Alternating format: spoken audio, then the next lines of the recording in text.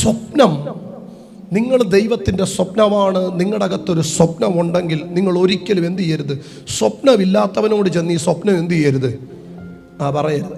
നിൻ്റെ ഉള്ള സ്വപ്നം കൂടെ അവൻ അടിച്ചു കെടുത്തി നിന്നെ ഇല്ലാതാക്കിക്കളെ.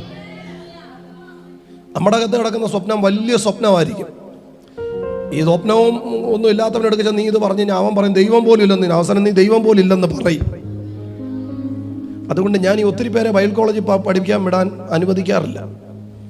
ഒത്തിരി പേരെ വിടണം. ഈ അതുപോലെ ദർശനവും വെളിപ്പാടുള്ളവൻ അവിടെ പോയിട്ടേ കാര്യമുള്ളൂ, അല്ലെങ്കിൽ പോയതിനകത്ത് ഒരു കാര്യവുമില്ല. അതുപോലെ ദൈവത്തിൻ്റെ വിളിയുള്ളവൻ വേണം ഇങ്ങനെയുള്ള സ്ഥലങ്ങളിൽ പോകാൻ.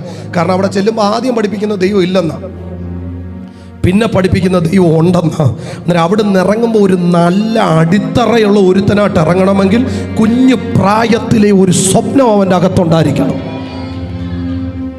അന്നേരം അടുത്തിരിക്കുന്നവരുടെ കരുത്തെ പിടിച്ചിട്ട് പറഞ്ഞാൽ ഞാൻ ദൈവത്തിൻ്റെ സ്വപ്നമാണ്. കുഞ്ഞുങ്ങളൊക്കെ അത് പറയേണ്ടത്, ഞാൻ ദൈവത്തിൻ്റെ സ്വപ്നമാണ്, അതുകൊണ്ട് സ്വപ്നമില്ലാത്തവനോട് ഞാൻ സ്വപ്നം പറയത്തില്ലെന്ന് പറ. പക്ഷേ അങ്ങനെ വല്ല തെളിവുണ്ടോ? പിന്നെ ഒരുത്തൻ സ്വപ്നക്കാരനായിരുന്നു, പോയി സ്വപ്നം ഇല്ലാത്തവന്മാരോട് പറഞ്ഞു, അവന്മാർ പിടിച്ച് പൊട്ടക്കുഴിക്കകത്തിട്ട്. അല്ല, മനസ്സിലാകുന്നുണ്ടോ? അവന് സ്വപ്നം ഉണ്ടായിരുന്നു, പക്ഷെ അവൻ ഞാൻ ആരോട് പറഞ്ഞു? സ്വപ്നമില്ലാത്തവന്മാരോട് ചെന്നിട്ട് പറഞ്ഞു ഞാനൊരു സ്വപ്നം കണ്ടത്. അവന്മാർ പറഞ്ഞു വാടാവുകയെ പൊട്ടക്കുഴി ഒരുക്കി വെച്ചിട്ടുണ്ടെന്ന് പറഞ്ഞു. ഈ സ്വപ്നമുള്ളവൻ സ്വപ്നമില്ല. ഇപ്പം എൻ്റെ അകത്ത് ഭയങ്കര ദർശനമാണ്, എൻ്റെ അകത്ത് ഭയങ്കര വെളിപ്പാടാണ്. ഞാൻ എൻ്റെ ചർച്ചയിൽ എല്ലാവരോടും ഒന്നും പറയത്തില്ല, കാരണം ചിലർക്കത് ദഹിക്കത്തില്ല അല്ലേ. ചിലർക്ക് ആണ്. നമ്മളിപ്പോഴും നമ്മൾ ഇത്രയും വലിയ ഹോളും ഇത്രയും പൈസയൊക്കെ മുടക്കി ഇരിക്കുമ്പോഴും ഞാൻ അവിടെ ഇരുന്നുകൊണ്ട് ആത്മാവി പറയാം, എൻ്റെ കർത്താവ് 2 വർഷം പോലും ഇതിനകത്ത് ഇരുത്തല്ലേ. എന്തോ പ്രാർത്ഥിക്കുന്നത്? 2 വർഷം. കാരണം നമ്മുടെ അകത്ത് കിടക്കുന്നത് മുഴുവൻ 10,000 20,000 വലിയ. ഞാൻ ഇന്നലെ കഴിഞ്ഞ ദിവസം എന്നോട് ചോദിച്ചു, പക്ഷേ നമുക്കൊരു ചർച്ചിന് മിനിമം എത്ര സെൻറ്റ് വേണ്ടി വരും? ഞാൻ അവനെ ഇങ്ങനെ നോക്കി, നീ എൻ്റെ കൂടെ തന്നെ ആണോടാ നിൽക്കുന്നത്?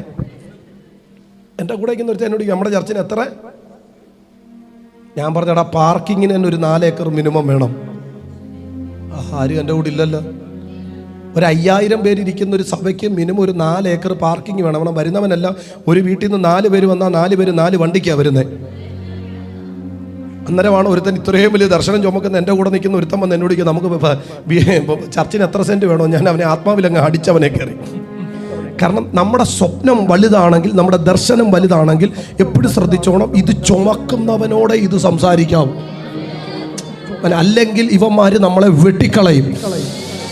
അങ്ങനെ സ്വപ്നങ്ങൾ വഹിച്ച ആരെങ്കിലും ഈ രാത്രിയിൽ എവിടെങ്കിലും ഏതെങ്കിലും മേഖലകളിൽ ഒരു വെട്ട് കൊണ്ടിട്ടുണ്ടെങ്കിൽ അവരോടാണ് ഈ രാത്രിയിൽ ദൂത്. ആ സ്വപ്നങ്ങൾ വീണ്ടും പൊട്ടിക്കിളിർക്കാൻ പോവാ.